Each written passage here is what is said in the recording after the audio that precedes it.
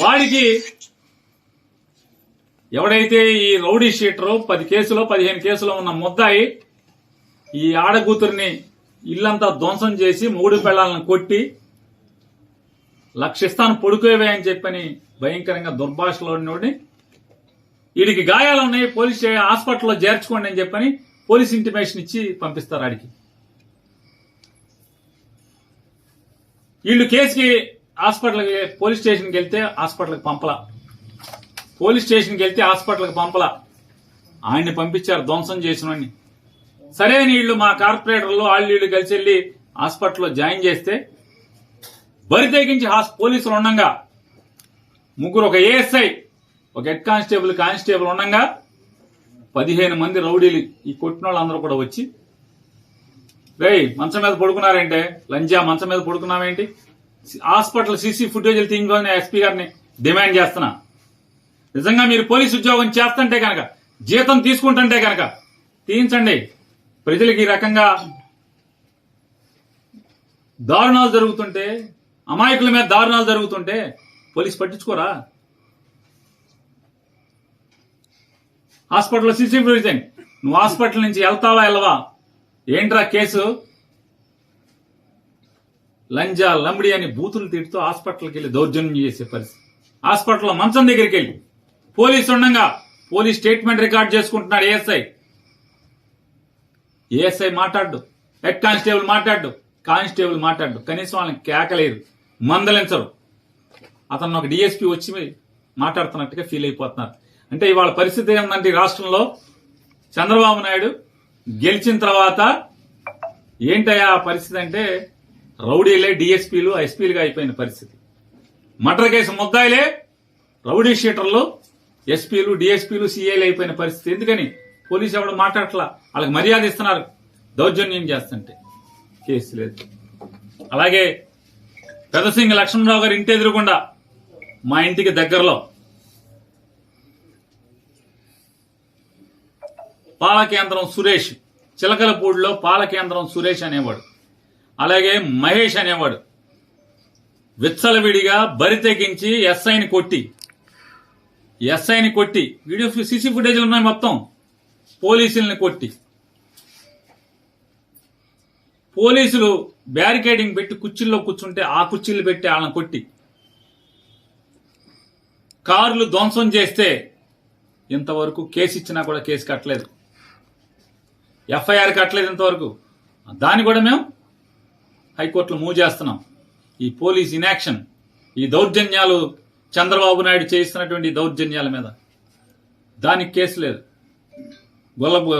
మన యాదవులదే గొడుగుపేటలో కేసు లేదు, దీని మీదేమో కౌంటర్ కేసు, వీళ్ళ మీదేమో చిన్న కేసు.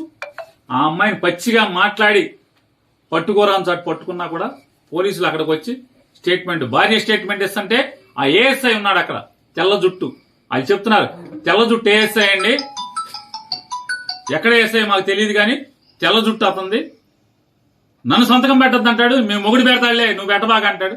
నన్ను కదా కొట్టింది, నన్ను కదా తిట్టింది. ఎవరు కంచే చేనుమేస్తుంటే, పోలీసే ఈ రకంగా ప్రవర్తిస్తుంటే, దగ్గరుండి గుండాయిజం చేస్తుంటే ఏం చేయాలి? ఇక ఇళ్ల మీదకి పెట్టి ధ్వంసం చేస్తే బలరాన్పేటలో వడ్డెర కులస్తురాలు భద్రరావు గారి కోళ్ళు, భద్రరావు అని ముఠా మేస్త్రి, కూలీ ముఠా మేస్త్రి, అంజి అని చెప్పని అంజి భార్య, అమ్మాయి ముగ్గేసుకుంటుంటే తాగి 10 మంది రౌడీలు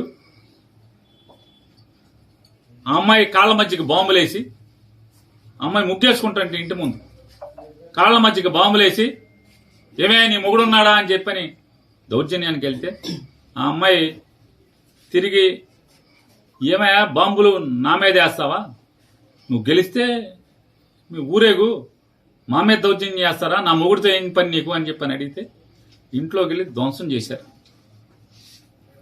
కేసు లేదు, తిరగబడ్డారు అప్పుడు వాళ్ళు. ఆ ఇంట్లో వెంటనే మొగుడు పరిగెత్తుకొచ్చి, మొగుడు భార్య పిల్లలు కలిసి తిరగబడితే వాళ్ళ మీద 307 చూడండి పోలీస్, వీళ్ళ మీద కేసు లేదు. వీళ్ళ మీద దాడి చేసిన దానికి, ఇంటి మీదకి వచ్చి దాడి చేసిన దానికి కేసు లేదు, వాళ్ళ మీద 307. దాంట్లో మళ్ళీ పోలీసు ఎంత దిగజారిపోయే వ్యవస్థ అంటే ఇదన్నీ సాక్ష్యం, కళ్ళతో సాక్ష్యం చూస్తూ కూడా. నేను గొడవ జరుగుతుందని బందర్ డిఎస్పీ గారికి ఫోన్ చేశాను, బలవాన్పేటలో గొడవ జరుగుతుందని చెప్పాను, పోలీసుని పంపని. నాకు ఫోన్ రాగానే నేను ఫోన్ చేసి పంపించాను, చెప్పండి అర్జెంటుగా పంపండి. పోలీసు ప్రత్యక్షంగా ఉండగా ఆ ఇంటి మీద గొడవ చేసి కొడితే, పోలీసు ఉన్నా కూడా ఏం పట్టించుకోకపోతే, వాళ్ళు తిరగబడితే ఆత్మరక్షణ కోసం తిరగబడితే 307 వీళ్ళు కేసు లేదు.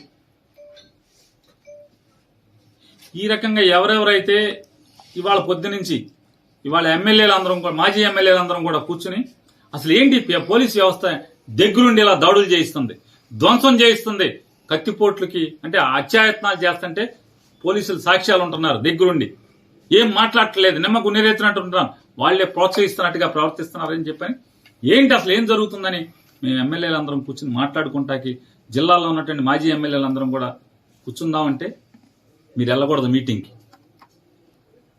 జోగి రమేష్ని నిర్బంధించారు, పామర్ అనిల్ని నిర్బంధించారు, వంశీని నిర్బంధించారు. వీళ్ళని కూడా నిర్బంధిస్తే దాటుకుని మీ ఇష్టం వచ్చింది చేసుకోండి అని చెప్పి నడుచుకుంటా ఊరి చివరికి వస్తే చివరికి అప్పుడు వేరే కార్లు వేసుకుని రావాల్సిన పరిస్థితి. అంటే మీరు ధ్వంసం చేసే వాళ్ళని, దాడులు చేసే వాళ్ళని, కిరాయి మోకల్ని, అల్లరి మోకల్ని, రౌడీ మోకల్ని కంట్రోల్ చేయరు. మీ ముందే మీ ప్రత్యక్షంగా మీరున్నంగా ఇళ్ల మీద పడి ధ్వంసం చేస్తుంటే, ఇళ్లలో ఆడామోగాన్ని కొడుతుంటే మాట్లాడరు, కేసులు కట్టరు. ఏం జరుగుతుందా మరి మనం ఏం చేద్దామని చెప్పని ఎస్పీని కలుద్దామా దగ్గర ఇంకా కౌంటింగ్ పూర్తవలా, గూండాలు ఆ ఇంటి మీద పడి కనీసం ముసలావిడని కూడా 65 ఏళ్ల పెద్దావిడని కూడా చూడకుండా ఆవిడ్ని కొట్టి ఇల్లంతా ధ్వంసం చేస్తే, ఇంట్లో టీవీలు, సామాన్లు మొత్తం, మంచము, టేబుల్స్, ఫ్రిడ్జ్ అన్ని బదలు కొడితే పోలీస్ కేసు లేదు. కేసు ఇస్తే కేసు రిజిస్టర్ చేయరు, కాగితం ఇచ్చినా కూడా పోలీస్ స్టేషన్లో గిరాటు కొట్టే పరిస్థితి. ఎనగుదురు పోలీస్ స్టేషన్ ఇంతవరకు కేసు కట్టలేదు. కంప్లైంట్ ఇచ్చినా కూడా ముద్దాయిలు డైరెక్ట్గా వైఎస్ఆర్ కాంగ్రెస్ పార్టీ వాళ్ళు పలకరిస్తాకెళ్ళి ఆ ఇంట్లో పగిలిపోయిన సామానికి కొనుక్కోమని డబ్బులు ఇస్తే, మేము వచ్చేసిన తర్వాత వెళ్ళి నువ్వెన్ని సామాన్లు వాళ్ళు కొనిచ్చినా సరే అన్ని బద్దలు కొడతామని చెప్పినా, పోలీస్ కంప్లైంట్ చేసినా, పోలీసులకు చెప్పినా నో పోలీస్, నో కేస్. చూడండి ఎంత బరి తెగించారో. పోలీసు ఎంత పతనావస్థలోకి తీసుకొచ్చాడో చంద్రబాబు నాయుడు. పోలీసు వ్యవస్థను ఎంత పతనావస్థకి తీసుకొచ్చాడు అంటే, ఇల్లు మొత్తం ధ్వంసం చేస్తే, ఒక ముసలావిడ ఉంటుంటే ఇంట్లో యాదవ్లావిడ ఇల్లు ధ్వంసం చేసి ఇల్లంతా సామాన్ అంతా మొత్తం ధ్వంసం చేస్తే కేసు ఇస్తే కేసు లేదు. వైఎస్ఆర్ కాంగ్రెస్ పార్టీ వాళ్ళు వెళ్ళి అమ్మ అయిపోయింది దుర్మార్గ రాజ్యం వచ్చింది, ఏం చేస్తాం, సామాను కొనుక్కోమని డబ్బులు ఇచ్చి వస్తే మళ్ళీ బద్దలు కొట్టిన వాళ్ళే, ఇల్లు ధ్వంసం చేసిన వాళ్ళే, ఈ రౌడీలే వెళ్ళి కొనుక్కో మళ్ళీ కొడతాక మేము వస్తాం అని బరి తెగించి మళ్ళీ దౌర్జన్యకాండకి పూనుకుంటుంటే పోలీస్ కంప్లైంట్ ఇచ్చినా కూడా కేసు లేదు. నిన్న రాత్రి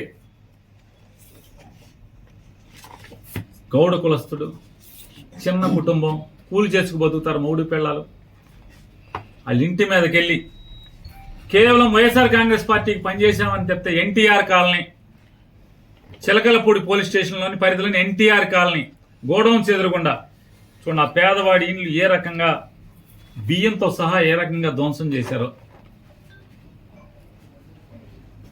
ధ్వంసం చేస్తే 3 పిల్లలు పచ్చిగా ఆడు అడుగుతాడంట వెళ్ళినోడు, ఆడి పేరు నవీన్, రౌడీ షీటరు. ఆడి మీద ఒక 25-30 కేసులు ఉన్నాయి. లంజా ₹1,00,000 ఇస్తాను పడుకోవే అని ఒక నెలల పిల్లోడిని ఎత్తుకున్న తల్లిని ఆడు మాట్లాడతాడు. కేసు లేదు. కేసు లేకపోగా పోలీసులు ఎంత దారుణంగా ఉన్నారంటే మరి ఎస్పీ గారు ఏమైపోతున్నాడు. చిలకలపూడి పోలీస్ స్టేషన్ నుంచి వాడికి ఎవడైతే ఈ రౌడీ షీటరు 10 కేసులో 15 కేసులో ఉన్న